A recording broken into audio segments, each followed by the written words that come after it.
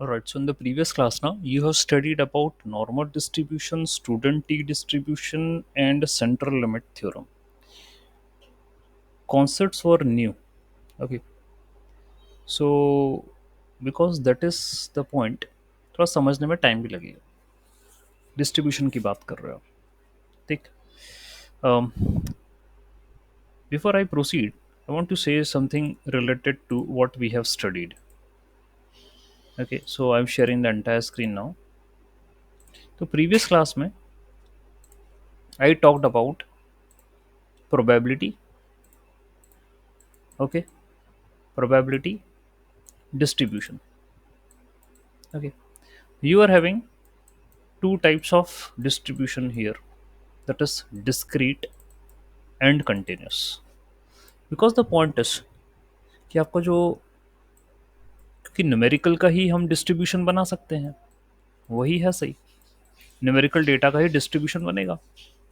Okay, और numerical data ही जो है वो दो टाइप में होता है, डिस्क्रीट होगा, कंटिन्यूस होगा. यदि डिस्क्रीट होगा तो you are having it in a form of 0 1 या काउंटेबल होंगे. और यदि कंटिन्यूस होगा so you are having this in a fractions. ठीक है, ऐसा होगा, वो फ्रैक्शंस के अंदर होगा डेटा. ठीक है, ऑलराइट. तो इनका यदि मुझे डिस्ट्रीब्यूशन बताना है, बनाना है, शो करना है, ठीक है, तो मैं खास करके कंटिन्यूस की बात करूं, if I do talk about the continuous, तो I do make a histogram. Histogram और डिस्ट प्लॉट ये मैं बनाता हूँ, हिस्टोग्राम बनाता हूँ या डिस्ट प्लॉट बनाता हूँ, इस तरीके से मैं बनाता हूँ.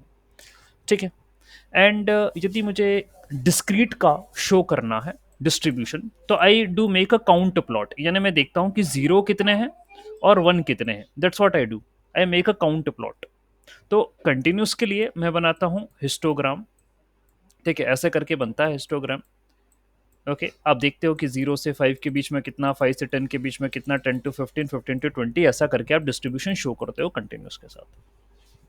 और डिस्क्रीट के साथ आप काउंटिंग शो करते हो कि जीरो की काउंटिंग है, 500 जीरो है मेरे डेटा में और 301 है मेरे डेटा के अंदर. This is how you do. तो प्रोबेबिलिटी का बड़ा इंपॉर्टेंट रोल है, प्रोबेबिलिटी, बिकॉज ये बताता है आउटकम. आउटकम बताता है. आपका डेटा डिस्ट्रीब्यूटेड है, you are having a distribution. Okay, अब उस डिस्ट्रीब्यूशन को यदि पूरा आपका डेटा है, let us suppose this is the complete data, इसको मैं पॉपुलेशन बोलता हूँ. I want to pick up a sample from it, ये मुझे करना है. और सैम्पल भी रैंडम लेता हूँ. ठीक है, ये भी मैं रैंडम करता हूँ, रैंडम सैम्पलिंग होगी. एंड कोई भी कैसा डेटा मुझे यहाँ से मिल सकता है, मैं पिकअप करूँगा तो कुछ भी हो सकता है. ठीक है, इसी को थोड़ा सा ध्यान में रखते हुए उन्होंने क्या करा आगे, they build up the concepts probability के आगे, और कंटिन्यूस और डिस्क्रीट दोनों के डिस्ट्रीब्यूशन की उन्होंने बात करी.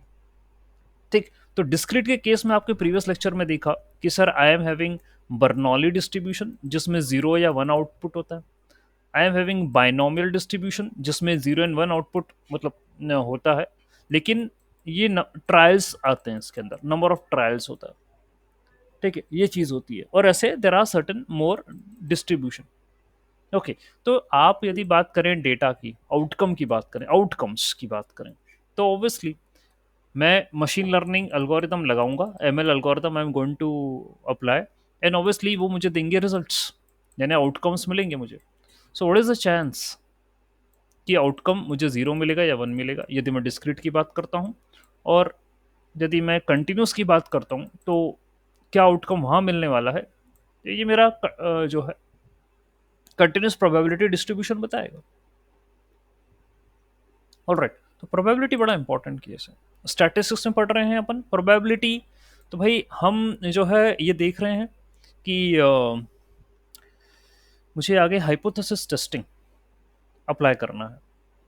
That means I am available with the population, एक सैंपल में से यहाँ से पिकअप करूँगा, और मुझे सैंपल के बिहाफ में पूरी पॉपुलेशन के बारे में I need to say something, ये मुझे बोलना है. इसलिए भाई मैं क्या कर रहा हूँ, प्रोबेबिलिटी, स्टैटिस्टिक्स, इन सारी चीज़ों को कंसिडर करके चल रहा हूँ यहाँ पर. ठीक है, तो आपने नॉर्मल डिस्ट्रीब्यूशन पढ़ा। कंटिन्यूस डेटा डिस्ट्रीब्यूशन में, कंटिन्यूस में नॉर्मल डिस्ट्रीब्यूशन होता है।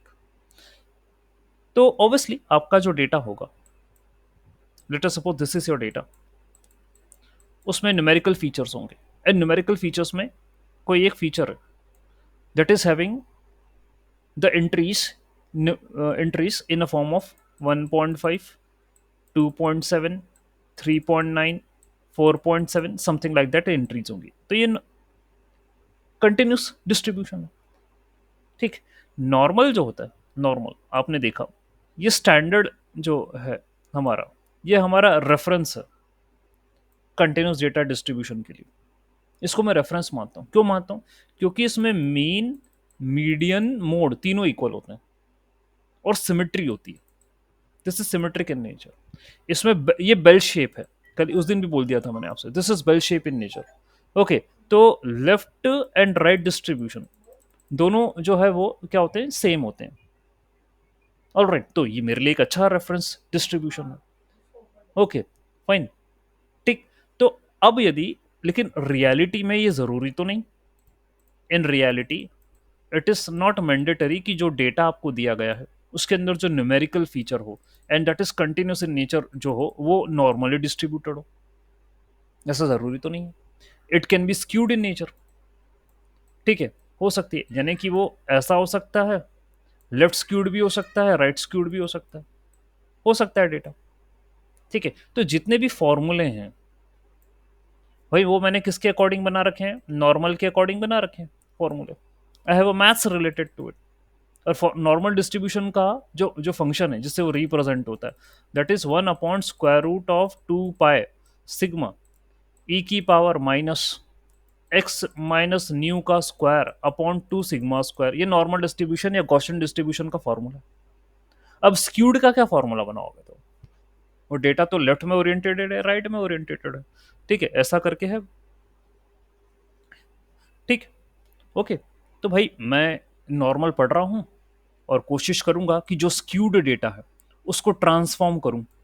आई want to transform it in a normal distribution, यानी मैं उस पर ट्रांसफॉर्मेशन लगाऊंगा। तो ऊपर आपने जो है, मतलब प्रीवियस लेक्चर में आपने ट्रांसफॉर्मेशन भी पढ़े, कई टाइप के थे ट्रांसफॉर्मेशन, है ना। जैसे कि जेड स्कोर स्टैंडर्ड स्केलर पढ़ा आपने। ठीक है, रोबस्ट स्केलर है, मिन मैक्स स्केलर है। उसी तरीके से एक लॉग ट्रांसफॉर्मेशन है, उसी तरीके से एक SQRT ट्रांसफॉर्मेशन है।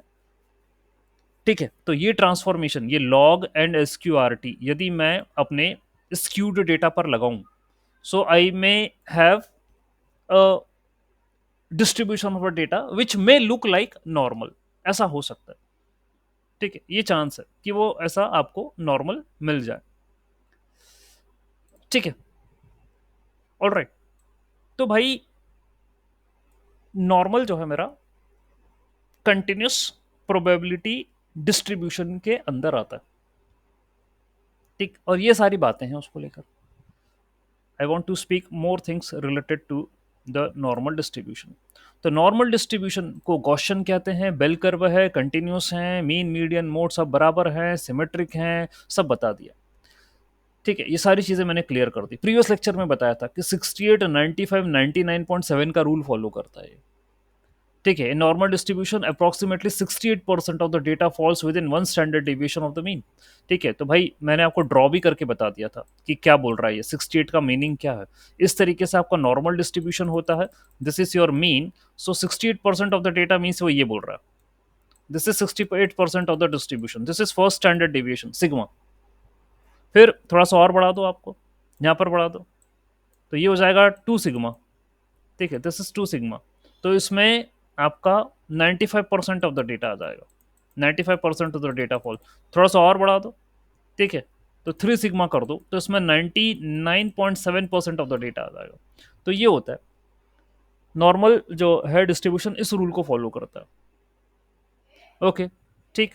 Now the next thing is standard normal distribution में क्या होता है कि मीन 0 होता है और स्टैंडर्ड डेविएशन 1 होता है। That is standard normal deviation, normal distribution ये होता है। ठीक। एप्लीकेशंस बहुत है नॉर्मल डिस्ट्रीब्यूशन के, स्टैटिस्टिक्स में यूज हो रहा है, हाइपोथेसिस टेस्टिंग में यूज हो रहा है। तो भाई हमने प्रोबेबिलिटी क्यों पढ़ी और नॉर्मल डिस्ट्रीब्यूशन क्यों पढ़ रहे हैं? Because of this reason only, in statistics and in hypothesis testing I am going to use the normal distribution. Okay. Quality control, that means normal distribution is often used in various industry. Quality control के अंदर use हो रहा है. ठीक है, finance के अंदर use हो रहा है, स्टॉक प्राइस रिटर्न्स वहां पर ये यूज हो रहा है, बायोलॉजिकल जो साइंसेज है वहां पर यूज हो रहा है. और इसका डायग्राम है, प्रीवियस लेक्चर में बता चुका था, अभी बना बना के बता रहा हूँ. This is the diagram of normal distribution. ठीक है. उसके बाद नेक्स्ट क्या है? द कंटिन्यूस प्रोबेबिलिटी डिस्ट्रीब्यूशन जो है, it is applicable to the continuous variables. Okay, the normal distribution is one of the widely used continuous probability distribution. Many real life problem can be solved on the base of it.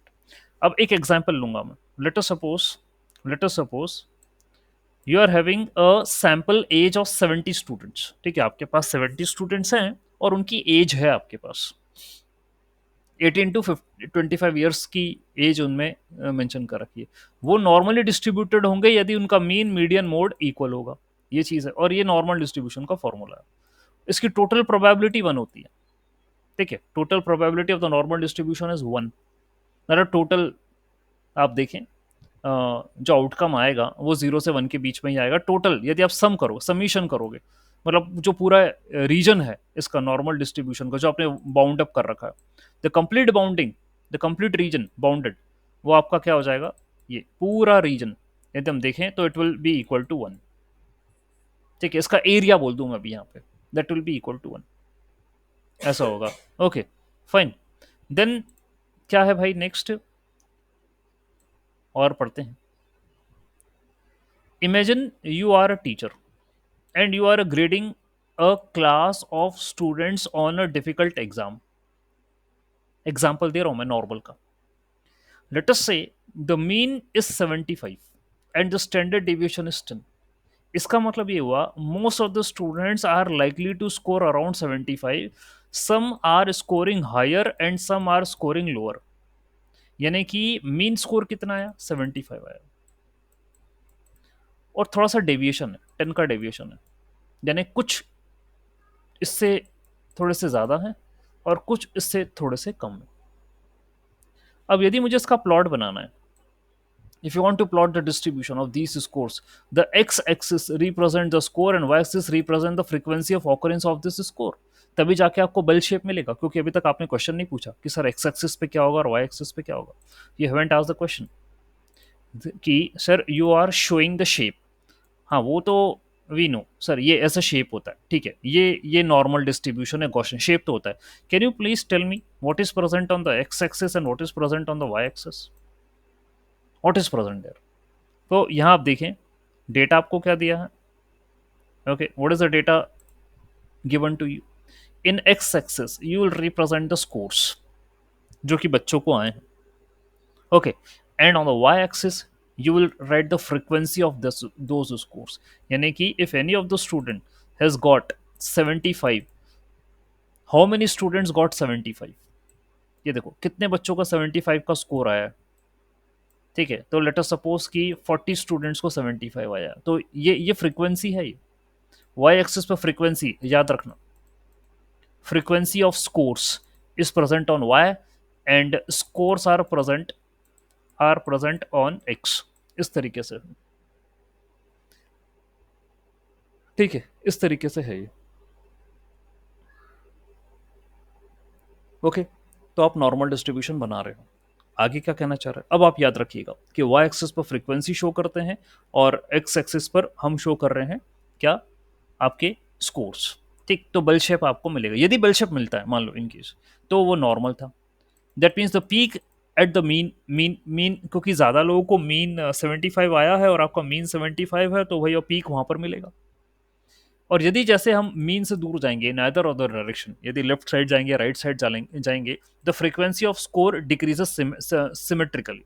ठीक है, आपने देख भी रखा, यदि आप mean से इस साइड आए तो भी डाउन होगा, यदि मीन से इस साइड आए then also the score will get reduced, decrease होगा, लेकिन सिमेट्रिकल वे में. जितना आप इस साइड जाओगे उतना इस साइड कम होगा. And similarly the same thing will be reduce on this side also, उतना ही इधर इस साइड कम होने वाला. ओके, ये चीज मिलेगी. फाइन.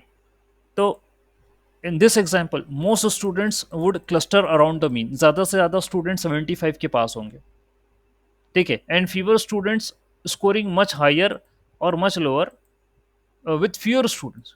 ज़्यादा से ज़्यादा स्टूडेंट तो मीन के पास होंगे, कुछ स्टूडेंट्स ऐसे होंगे जो हायर या लोअर के पास होंगे, ठीक है। And the normal distribution help in understanding the likelihood of different outcomes in widely use state. अब लाइकलीहुड क्या होता है मैं आगे बताऊंगा, that will be treated in probability, तो कि बहुत बड़ा कॉन्सेप्ट है, ठीक है, लाइकलीहुड। यदि यहाँ पर कहीं आएगा तो फिर मैं उसको शो करूंगा, बट की प्रोबेबिलिटी के अंदर उसको स्टडी करेंगे। तो ये आपका होता है नॉर्मल डिस्ट्रीब्यूशन, इसका एप्लीकेशन, इसका प्लॉट, और इसमें एक्स क्या होता है, वाई क्या होता है, व्हाट डज इट मीन, ठीक है। ठीक, आपको समझ में आ गया, और इसके एप्लीकेशंस भी आपने देख लिए हैं, वाइडली यूज्ड है। इसका कोड भी है मेरे पास, I want to show you the code for the normal distribution. Here is the code for normal distribution. ठीक, तो आपने अपना numpy लाइब्रेरी ले लिया, यू टुक मैटप्लॉटलिब ऑल्सो, ठीक है, डेटा विजुअलाइजेशन लाइब्रेरी भी ले लिया आपने।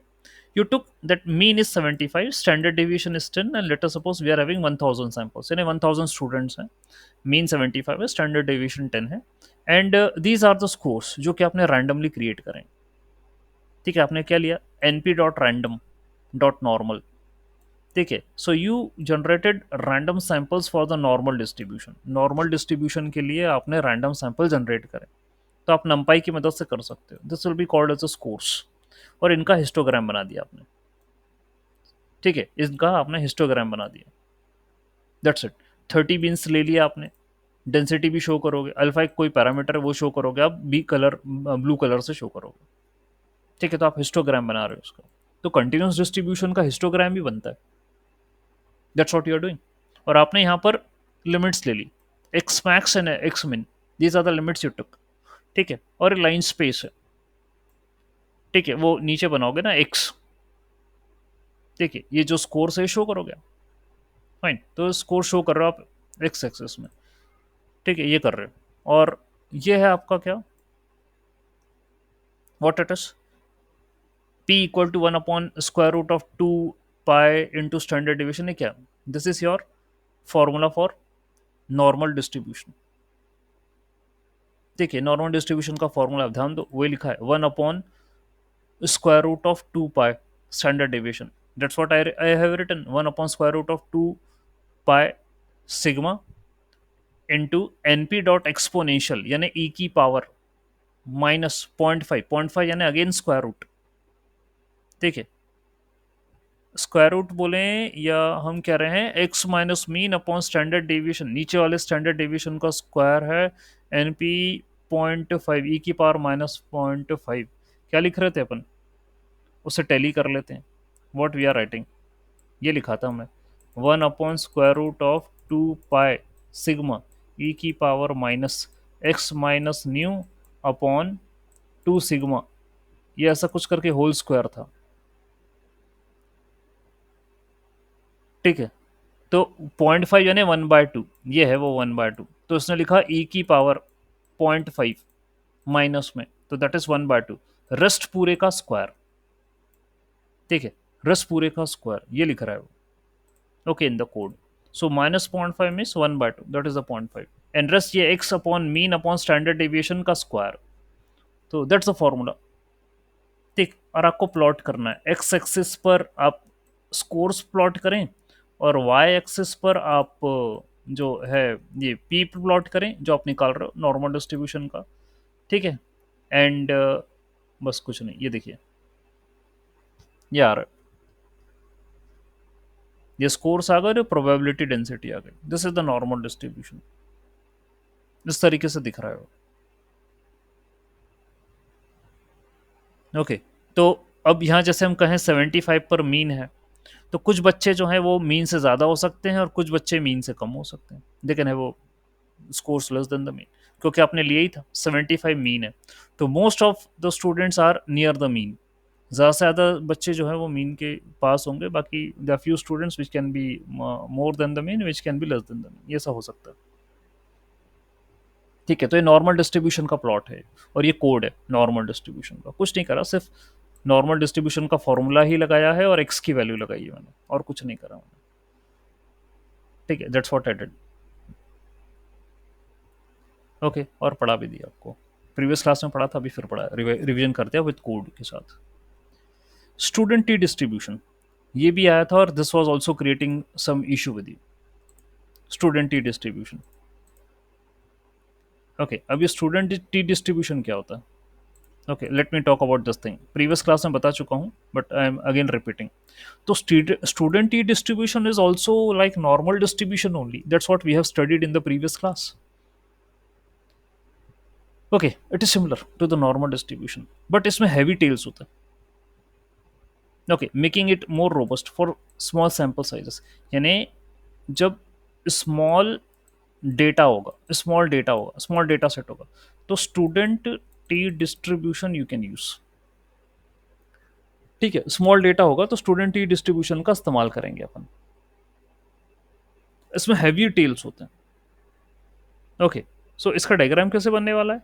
How you can make a diagram of student T distribution, normal की ही तरह दिखता है, लेकिन ये टेल जो है ना, ये हैवी हो गया। और नॉर्मल का जो टेल होता है ना, वो स्लाइटली जो है वो क्या रहता है, हैवी नहीं रहता, वो लाइट रहता है नॉर्मल का। तो नॉर्मल कहीं कुछ ऐसा दिखेगा, ऐसा करते हुए नॉर्मल डिस्ट्रीब्यूशन दिखेगा। ये नॉर्मल है, इसका टेल जो है ना वो लाइटर होता है, स्टूडेंट का टेल जो है वो हैवी होता है। हाँ, नॉर्मल का जो अब देखें, इसका पीक स्टूडेंट से ज्यादा होता है। The peak of the normal distribution is more than the student, ये होता है। दोनों दिखते एक जैसे ही हैं। So it is been preferred when you are having a small data यदि उसका डिस्ट्रीब्यूशन शो करना है तो अपन स्टूडेंट टी से करते हैं, तब नॉर्मल नहीं ले रहे। It is preferred. ठीक, और भी कई बातें जो नॉर्मल डिस्ट्रीब्यूशन के अलावा जो स्टूडेंट टी डिस्ट्रीब्यूशन के अंदर मुझे को पढ़ना है।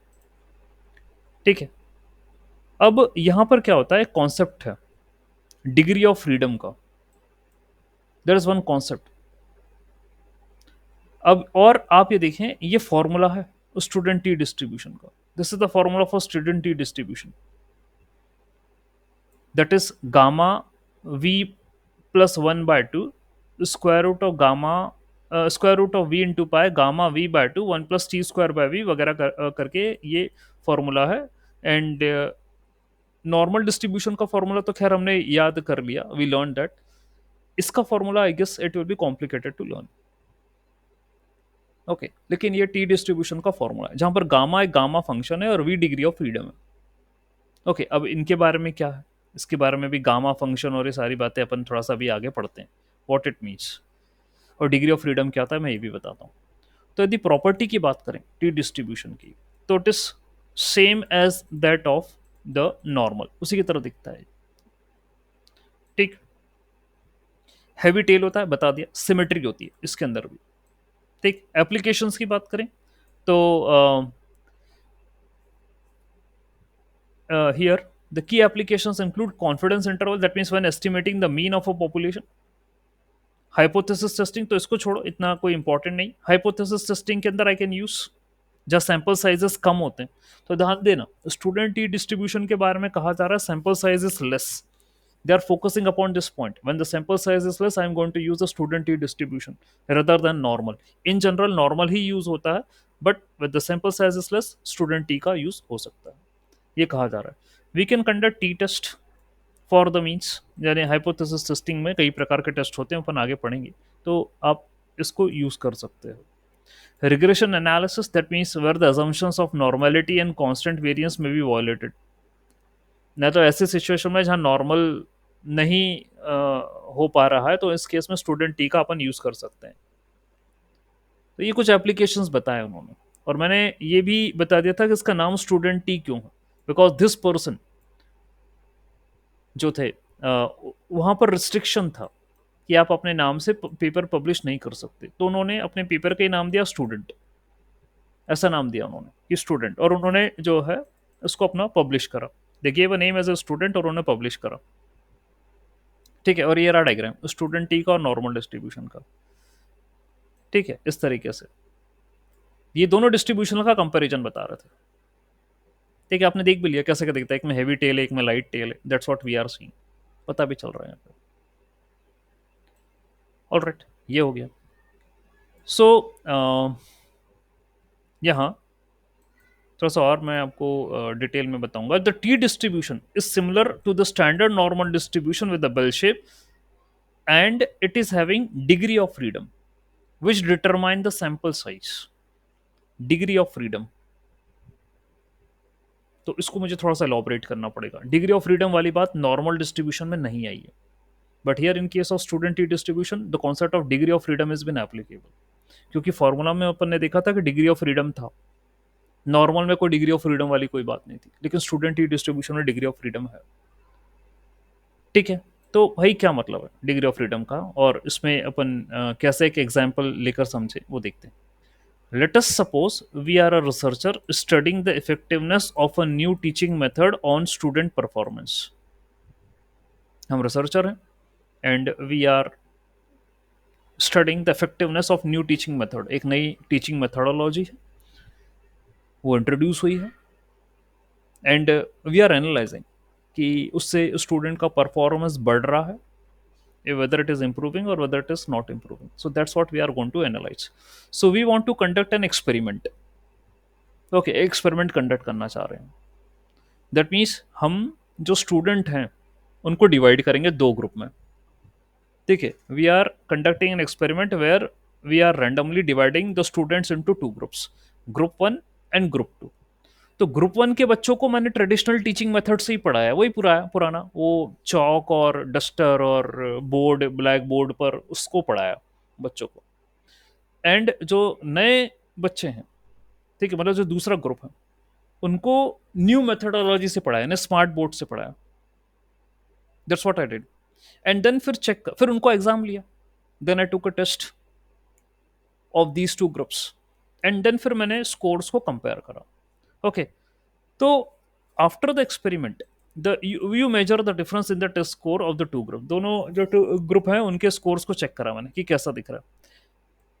If the population variances of the two groups are unknown and potentially different, you can use student t distribution to analyze the difference in the means and the between the groups. यानी कि क्या करा, if the population variances of the two groups are unknown,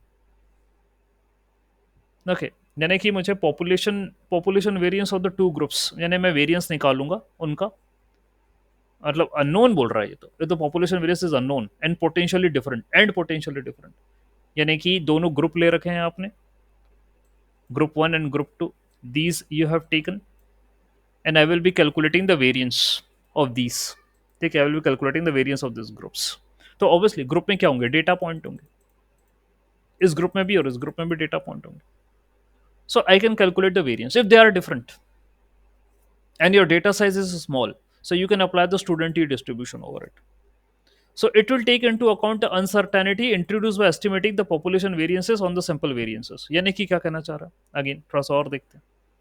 late us से मेरे पास जो groups हैं उनका mean 80 and 85 है. I am having two groups whose means are 80 and 85 and their standard deviation is 10 and 12. ठीक है, ऐसा है. And the sample size is 30 and 35. तो मैंने वही कहा था कि आपने टू ग्रुप बनाए हैं of the students and you are testing about the teaching methodology. One group of the student you taught with the older methodology and another you taught with the new methodology. तो ये वो बोल रहा है, let us suppose कि 30 का ये group है स्टूडेंट्स का, 35 का ये है.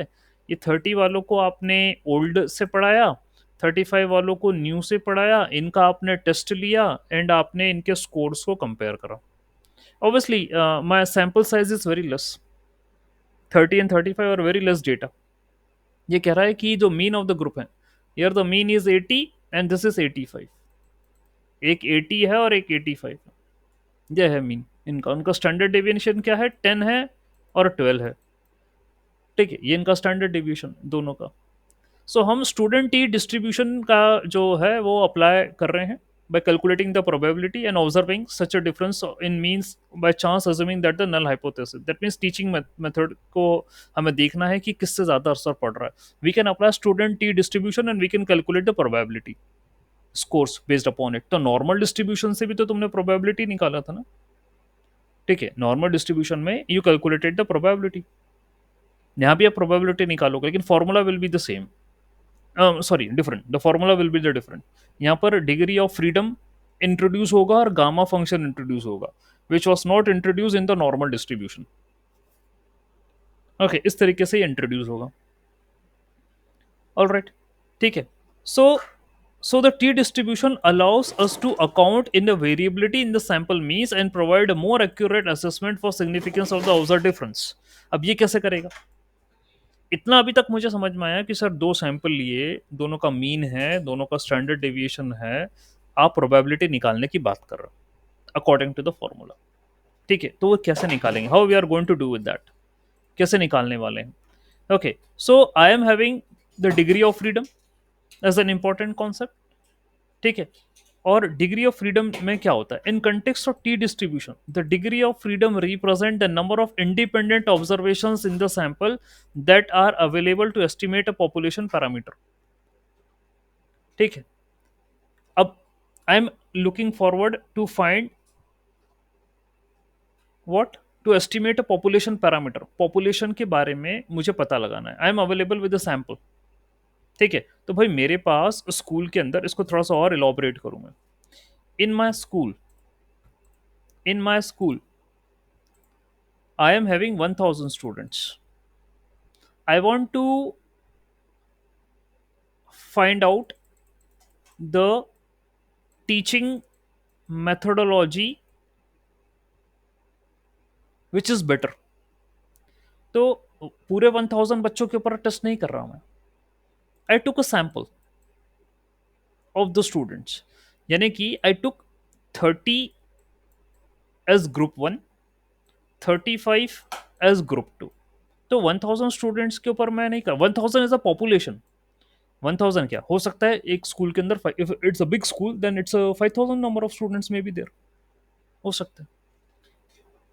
ठीक है, तो मैं 5000 के ऊपर टेस्टिंग नहीं कर रहा. I took a sample of students 30 and 35, group 1 बोला और ग्रुप 2 बोला, ऐसे मैंने ले लिया. इसका मीन दे रखा था, इसका स्टैंडर्ड डेविएशन भी दे रखा था, इसका भी मीन दे रखा था, इसका भी स्टैंडर्ड डेविएशन दे रखा था.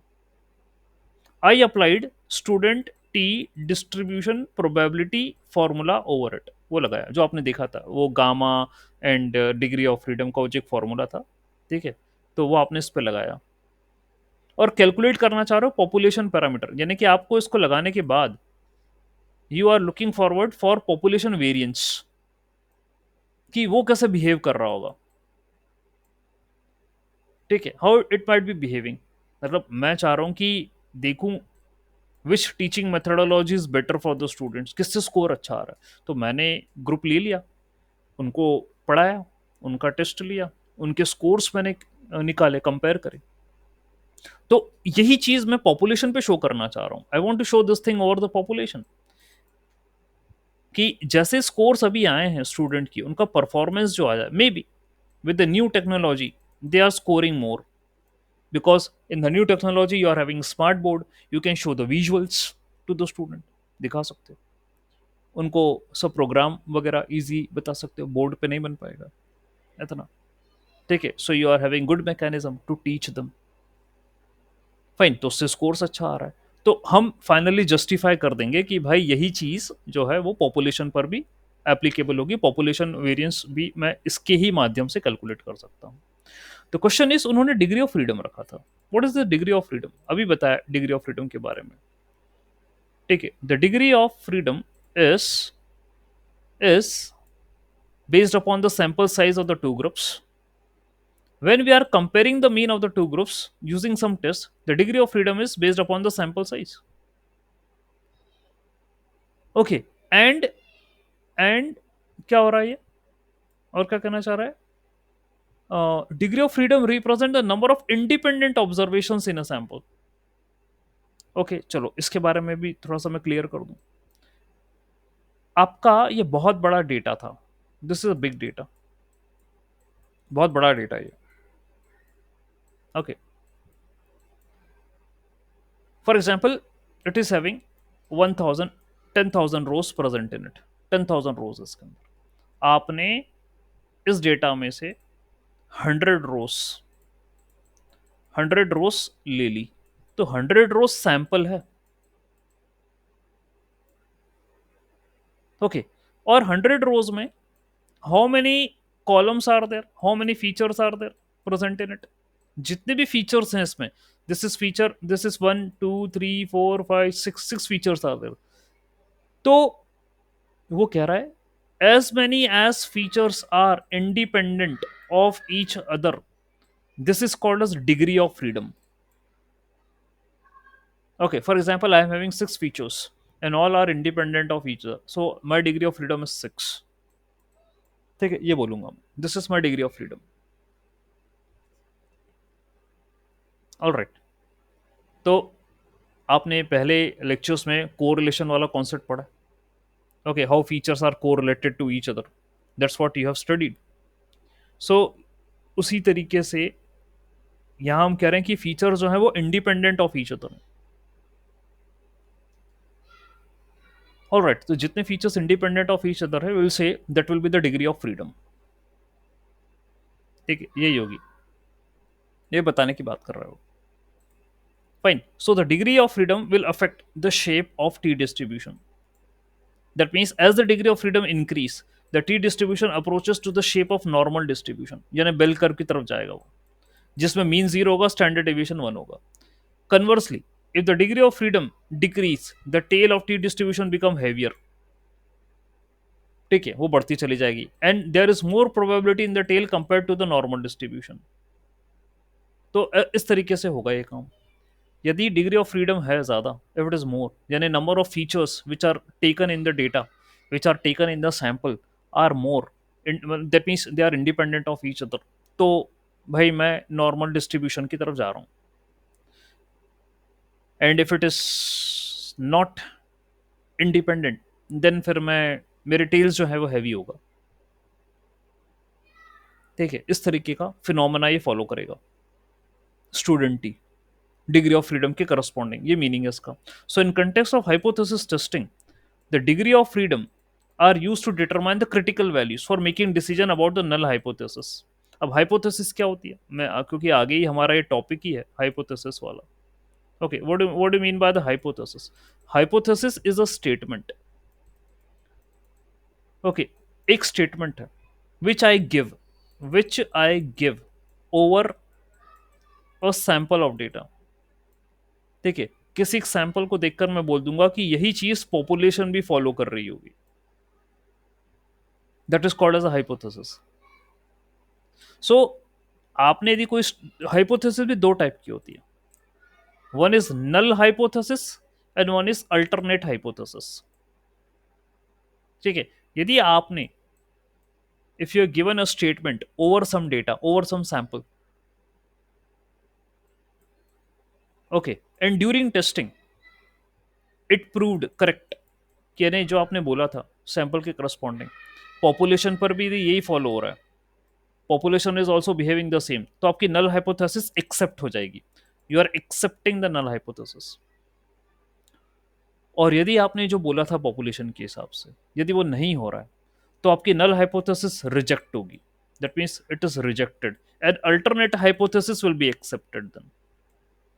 दूसरी वाली, ऑब्वियसली आप ये कहते हो ना, I am this much confident, I am confident that I am 95, I am 90% confident कि जो मैंने बोला है दिस विल बी डन, वो होगा। हाँ, तो 90% कॉन्फिडेंट है, 10% यू आर नॉट कॉन्फिडेंट। तो यदि कोई काम जिसके बारे में आपने बोला है, योर 90% कॉन्फिडेंट, यदि वो हो जाता है, then your null hypothesis is accepted. और यदि नहीं होता है, that means it will go to the alternate hypothesis, और 10% के चांसेस थे कि वो नहीं होता और वो इस रीजन में आ गया, तो रिजेक्ट हो जाएगी आपकी नल हाइपोथेसिस और अल्टरनेट एक्सेप्ट होगी। ये होता है hypothesis testing. So hypothesis is an statement which I give over a data, एक सैंपल के ऊपर दूंगा मैं, और जिसकी बिहाफ में मैं पूरी पॉपुलेशन के बारे में बात करूंगा। ठीक है, ये चीज होती है। फाइन, ओके, तो भाई हम ये जो है, for example when performing a test, the degree of freedom is used to find the appropriate critical value of the t table when it is compared with the test static, determine if the difference in sample means is significantly statistically significant। यानी वो test की बात कर रहा है, तो testing अपन आगे पढ़ेंगे। ठीक है, will apply the test. Okay, क्योंकि होगा ये बेसिक फिनोमिना ही है काम का, और वो ये कहेगा कि आपके पास पॉपुलेशन है, आप तो उसमें से सैंपल निकालो, pick up a sample from this population. Okay, and इसके ऊपर आप कोई हाइपोथेसिस बोल दो और फिर उसकी टेस्टिंग करो, उसको चेक करो कि ये करेक्ट है कि नहीं है। तो भाई देखिए, पॉपुलेशन भी डेटा, सैंपल भी डेटा, डेटा ही तो है। हाँ, पॉपुलेशन बड़ा डेटा, सैंपल छोटा डेटा।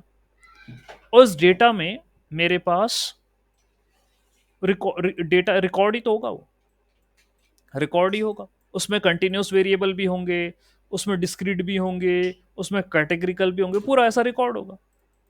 ठीक है, तो मुझे टेस्टिंग वगैरह जो है वो इसी पे लगानी है। That's what I need to apply over this data. ठीक है, और रिजल्ट्स निकालने कि वो सही है या गलत है।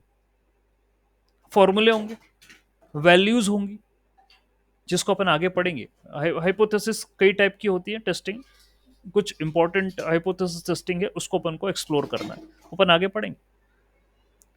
ठीक है, तो भाई यही बोल रहा है वो, that you have to apply and then you have to check. ठीक है, कि क्या होने वाला है। तो डिग्री ऑफ फ्रीडम का काफी इंपैक्ट पड़ता है। So degree of freedom in t distribution represent the number of independent information या features available, they play a crucial role in determining the shape. तो कुछ चीजें जो आप तो रट ही लो, याद होनी चाहिए आपको। ठीक है, डिग्री ऑफ फ्रीडम क्या होता है, उसका इंपैक्ट क्या है स्टूडेंट डिस्ट्रीब्यूशन पे। ओके, यदि इंडिपेंडेंट है तो I am moving toward the normal. यदि इंडिपेंडेंट नहीं है तो मेरी टेल, जो टेल है, दैट विल बी हैवी, ये हो जाएगा। And this is the formula, this is the formula of your student T distribution. Okay, gamma d f plus one by two by square root of d f into pi gamma d f by two, ऐसा करके बहुत बड़ा कुछ formula है। वहां d f degree of freedom है, और ये मेरा गामा फंक्शन है। तो मैं M3 वगैरह में काफी यूज करता हूँ गामा फंक्शन। दो students who are been a part of engineering they know gamma function क्या होता है। We have use in this engineering mathematics, करा है वहां पर। ठीक, एंड फिर यह है the mean of the T distribution is zero when the degree of freedom are greater than one. ठीक है, तो मीन जीरो होता है the degree of freedom one से बड़ी होती है, and when the degree of freedom are one the mean is unidentified. और यदि डिग्री ऑफ फ्रीडम वन होती है तो मीन नहीं निकाल सकते, you can't find the mean, it is unidentified. And variance of the degree of freedom depends upon the T distribution is given by this thing, df upon df minus two. ये होता है variance student T distribution का, degree of freedom upon degree of freedom minus two. Okay, तो भाई यदि one से बड़ा degree of freedom तो मीन जीरो होता है। यदि वन के बराबर होता है डिग्री फ्रीडम तो मीन अनडिफाइंड होता है, you can define the mean, it is infinite in nature. और वेरियंस क्या होता है, variance is this formula, D F upon D F minus two, ये होता है वेरियंस। तो टी डिस्ट्रीब्यूशन ना कॉमनली यूज होता है हाइपोथेसिस टेस्टिंग के अंदर, particularly when the population standard deviation is unknown. मतलब पॉपुलेशन का मेरे को कोई स्टैंडर्ड डेविएशन और वेरिएंस की इंफॉर्मेशन नहीं है, मेरे पास तो छोटा सा डेटा है, मैं उसी को कंसिडर करूंगा, उसी के ऊपर I will apply the student T distribution, उसी के ऊपर सारा जो है मैं रिजल्ट्स एनालिसिस करूंगा, then I can say related to the population. सारे टेस्ट मैं उसी पे लगाऊंगा, calculate the test, confidence interval, सब पूरा कंपैरिजन इसी पे परफॉर्म करूंगा। So I am going to again put a reminder to you what you are doing here in this particular case. You are applying the techniques of distribution over a data. Right now you are having a small data. So in case of small data, you are not dealing with the normal distribution. Normal नहीं ले रहे हो, ठीक है, you are taking student t distribution, ये लेकर चल रहा हो। ठीक है, और स्टूडेंट टी डिस्ट्रीब्यूशन में आपने कहा कि hypothesis testing, when we are doing hypothesis testing, तो ये मेरे को स्मॉल सैंपल ऑफ डेटा पे काफी रिलायबल है। ओके, और इसमें डिग्री ऑफ फ्रीडम और गामा फंक्शन होते हैं। फॉर्मूला आपने देखा काफी बड़ा, सो याद नहीं कर रहे हैं हम। ठीक है, उस पर होता है। और डिग्री ऑफ फ्रीडम जो है that is the number of number of independent features in your data या इन योर सैंपल, कितने वो इंडिपेंडेंट है, वो उसके ऊपर डिग्री ऑफ फ्रीडम डिपेंड करता है। यदि डिग्री ऑफ फ्रीडम हाई है, इफ इट इज हाइयर, तो आप नॉर्मल की तरफ रीच कर रहे हो, you are reaching toward the normal. यदि डिग्री ऑफ फ्रीडम लो है, तो आपकी जो यहाँ टेल्स हैं, okay, that will become heavier, tails heavy होंगी फिर। ओके, ये हैवी टेल्स हैं, यानी ये बिल्कुल ग्राउंड को टच नहीं कर रही, नॉर्मल वाली ग्राउंड को टच करती है। यदि डिग्री ऑफ फ्रीडम ज्यादा होगा तो ये ग्राउंड को टच करने की तरफ जाएंगी, टेल्स लाइट होंगी, नहीं तो हैवी होंगी। बिकॉज जो फीचर्स हैं वो इंडिपेंडेंट नहीं है, वो आपस में डिपेंडेंट है। तो डिग्री ऑफ फ्रीडम नहीं आ रही मेरे को ज्यादा। और उसमें कुछ आगे भी कहा था, यदि डिग्री ऑफ फ्रीडम 1 हो गई तो मीन को डिफाइन नहीं कर पाएंगे, मीन अनडिफाइंड हो जाएगा। यदि डिग्री ऑफ फ्रीडम 1 से ज्यादा है तो मीन 0 होगा, मीन इक्वल टू 0 होगा। ठीक है, और वेरिएंस निकालना है तो degree of freedom is df upon df-2, where degree of freedom 2 से बड़ा होना चाहिए, तो जाके वेरिएंस निकलेगा, ऐसा होना चाहिए। नहीं, इतनी बातें हैं डिग्री ऑफ फ्रीडम को लेकर एंड स्टूडेंट डिस्ट्रीब्यूशन को लेकर। ओके, तो प्रीवियस क्लास के अंदर आपको यहाँ पर भी इशू आया था, इसलिए मैंने बता दिया। एक चीज, यदि सैंपल का साइज बढ़ेगा तो टी डिस्ट्रीब्यूशन नॉर्मल की तरफ जाएगा, सीधी सी बात है। तो student T distribution is applicable to small size sample, छोटा डेटा, उसी को लेना है to apply the student T distribution.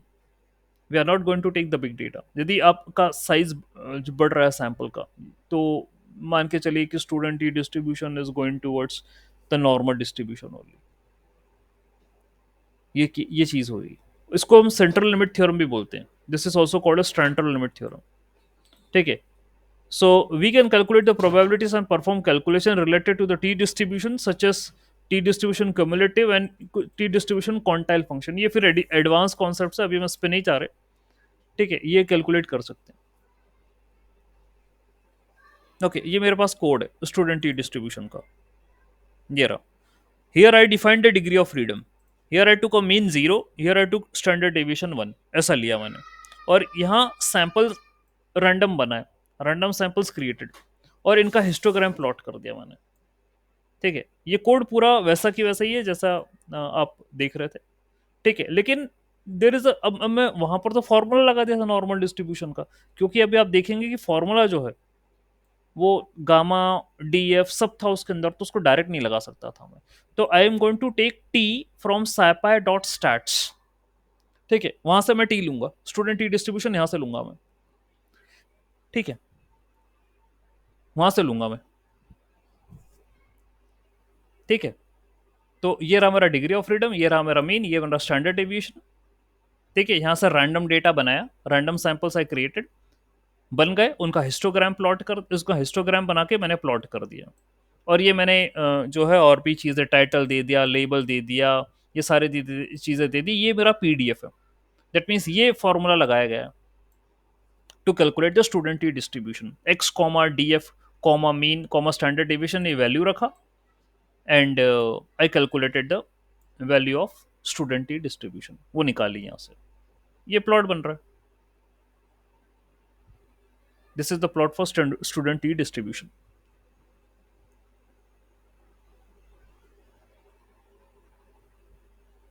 All right, ठीक है। तो भाई ये बात थी स्टूडेंट टी डिस्ट्रीब्यूशन की। फाइन, तो हमेशा ध्यान देना, student T distribution is been consider for small size data, use for hypothesis testing. इसमें डिग्री ऑफ फ्रीडम होता है, वो क्या होता है, टेल क्या हो रही है, बढ़ने से क्या हो रहा है, घटने से क्या हो रहा है, नॉर्मल को कब अप्रोच करेगा, ये सारी बातें आपको इनिशियली पता होना चाहिए। ठीक है, all right, fine, let me stop it.